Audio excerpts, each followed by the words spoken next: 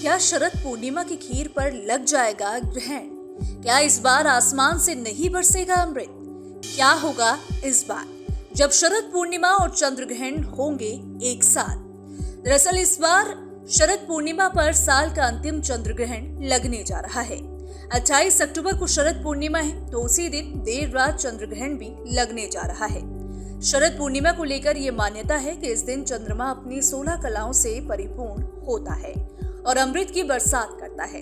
इसीलिए इस दिन खीर बनाकर खुले आसमान में रखने की परंपरा सदियों से चली आ रही है। कहती है कि इस खीर को प्रसाद के रूप में खाने से अमृत पाने का लाभ मिलता है, स्वास्थ्य संबंधी समस्याएं खत्म हो जाती हैं और चंद्रमा के प्रतिकूल असर से आप मुक्त हो सकते हैं। लेकिन इस बार शरद पूर्णिमा के दिन चंद्र ग्रहण के लगने से लोगों के मन में ये दुविधा है कि वो चंद्रमा को खीर कब और कैसे अर्पित करें, प्रसाद कब और कैसे ग्रहण करें।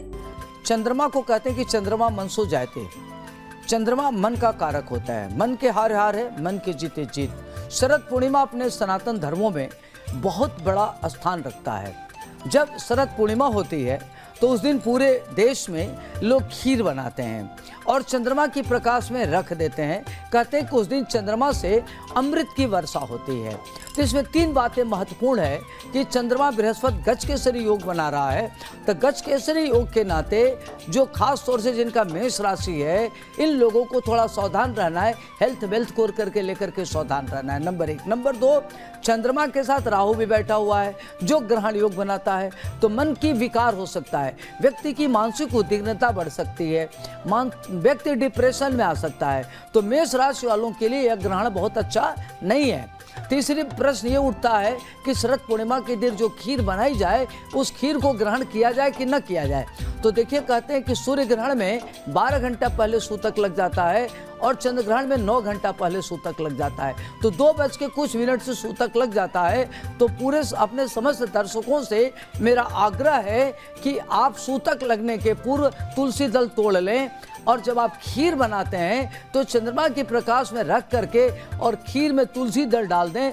तुलसी दल डालने से जो उसकी एंटीबैक्टीरियल हो जाता है, तो जब ग्रहण लगेगा तो चंद्रमा में जो अल्ट्रावायलेट रेज निकलती है, जो प्रदूषित किरणें होती हैं, वो उस खीर में विष से बचाएगा, उसको सेफ रखेगा। तो उसमें आप खीर बना सकते हैं, खीर का सेवन भी कर सकते हैं, क्योंकि उस दिन चंद्रमा बृहस्पति एक साथ ये बड़ा अद्भुत संयोग है, कई महायोग बन रहा है। यह योग अपने आप में बहुत महत्वपूर्ण है। और लेकिन जब कहते हैं कि 2 पापाग्रह हो 1 शुभग्रह हो, तो जब गुरु के साथ चंद्रमा होता है और गुरु के साथ राहु होता है तो गुरु चंडाल योग बना रहा है, गुरु चंद्रमा के साथ गजकेसरी योग बना रहा है।